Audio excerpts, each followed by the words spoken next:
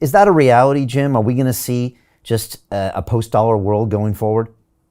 We're getting closer to that. It'll come in stages.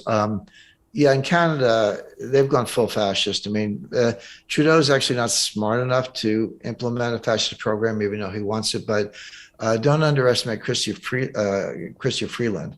She's the deputy prime minister and also the minister of finance. She is a real neo-fascist, and she's the one who, the thing with Canada, like in the US, I don't know, we got 7,000 banks or whatever, but in Canada, you really only have 5 banks. There's some smaller ones, basically 5 big banks. And during the trucker protests, which was completely nonviolent, yeah, it was, they were honking the horns at 3 a.m. They blocked traffic. They shut down Central Auto, all true. But it was nonviolent. And all Trudeau had to do was walk out, meet the leaders of that group, and there were leaders, make a few concessions, say, we're listening to you. We're going to ease up on the COVID testing, crossing the border. If you're alone in a truck, who are you going to give COVID to? I mean, that's all he had to say. And they would have said, thank you, and gone home. Instead, they beat them in the streets. They trampled old women with horses. They arrested the truckers.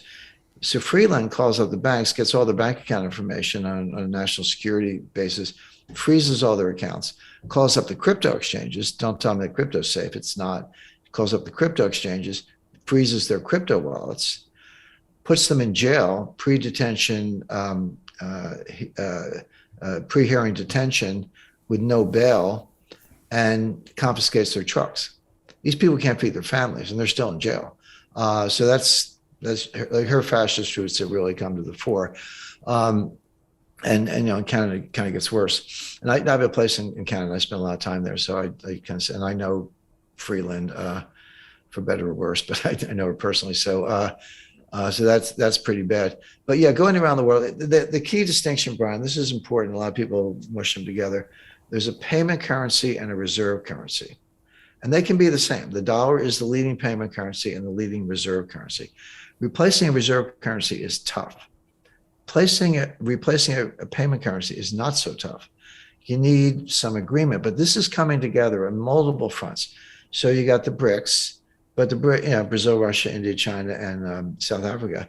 But the BRICS are now sort of like BRIC plus. So because Argentina, Iran, Turkey, Kazakhstan, a lot of other countries have joined in these BRICS summits. So they're working on a payment currency process. Shanghai Cooperation Organization, Central Asia, led by China and Russia, that is working on the same thing. That group is working on the same thing, and they're getting new members.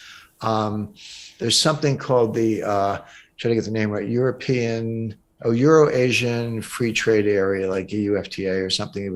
It's sort of Russia's answer to the EU, but that's getting new members. And you can say, oh, who cares about Belarus? Well, sorry, it's a lot of grain, a lot of energy, Kazakhstan, Russia, Serbia.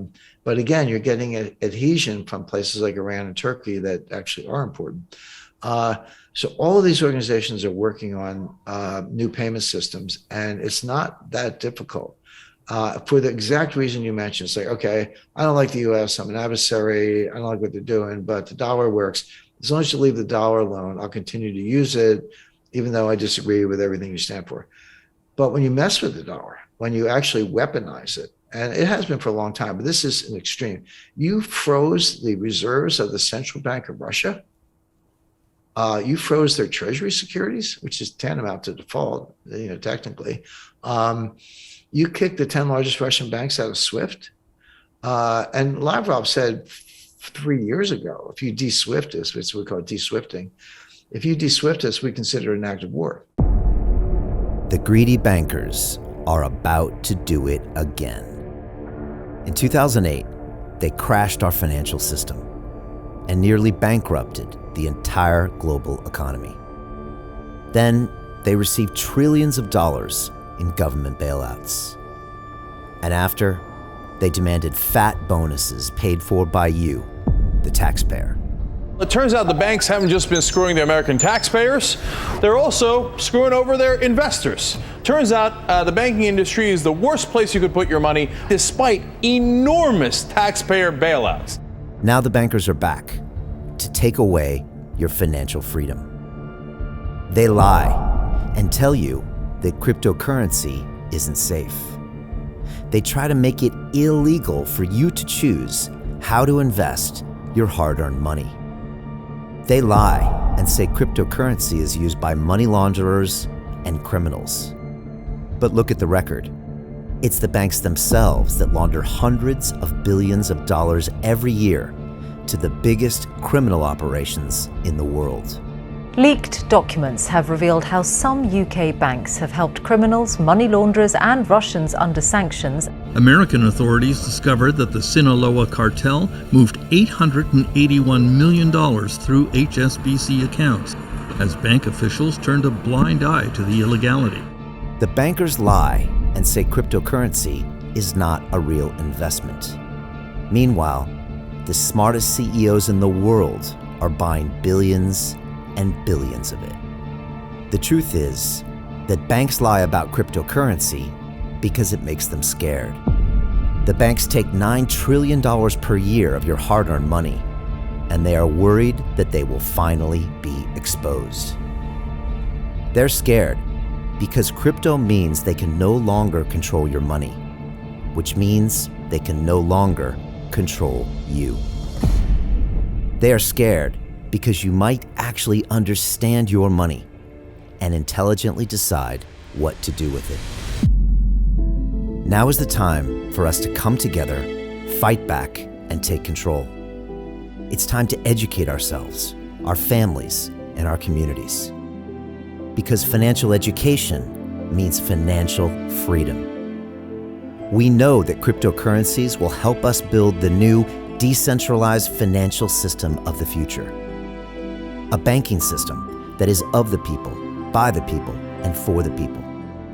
A banking system where access to finance is a fundamental human right.